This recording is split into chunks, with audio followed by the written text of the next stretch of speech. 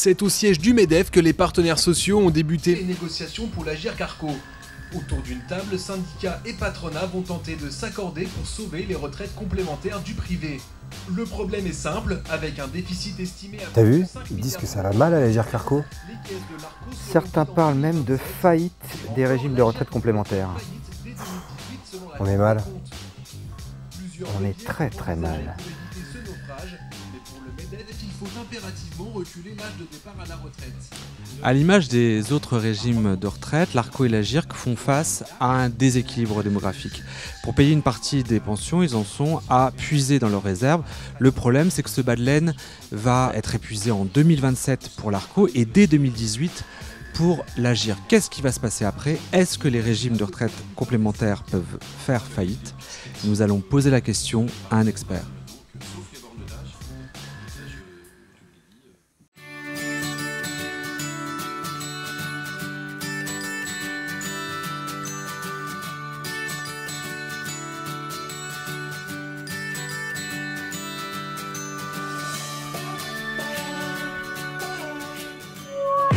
Nous avons rendez-vous avec François-Xavier Selleret, le directeur général de l'Agirc et de l'Arco.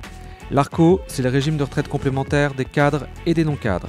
Il compte 18,1 millions de cotisants pour 11,9 millions de retraités. L'Agirc, c'est le régime de retraite complémentaire des seuls cadres.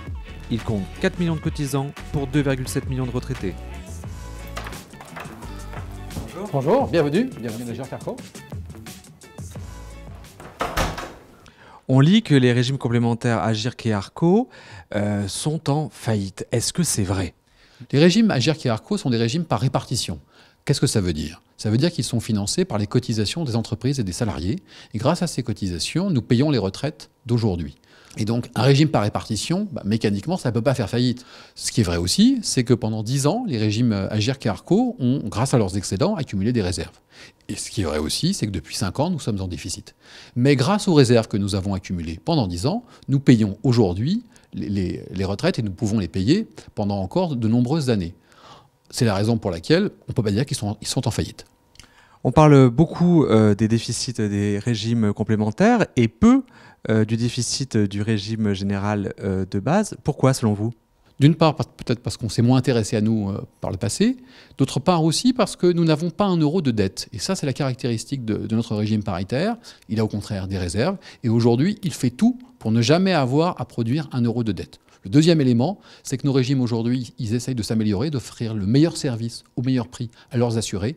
Et là encore, l'objectif, c'est de pouvoir mettre en avant cette meilleure qualité de service. Merci beaucoup. Merci à vous. Comme tous les régimes de retraite par répartition, l'Arco et l'Agirc sont alimentés par les cotisations des salariés. Ils ne peuvent donc pas techniquement faire faillite. En revanche, une partie des pensions sont payées par les réserves et ces réserves sont en train de s'épuiser. C'est pourquoi le patronat et les syndicats se sont mis d'accord sur des mesures drastiques envers les salariés et les retraités. Pas sûr pour autant que ces mesures soient suffisantes. Il va peut-être falloir en passer par un nouvel accord. Merci de votre attention et à bientôt pour un nouveau numéro de Demain ma retraite.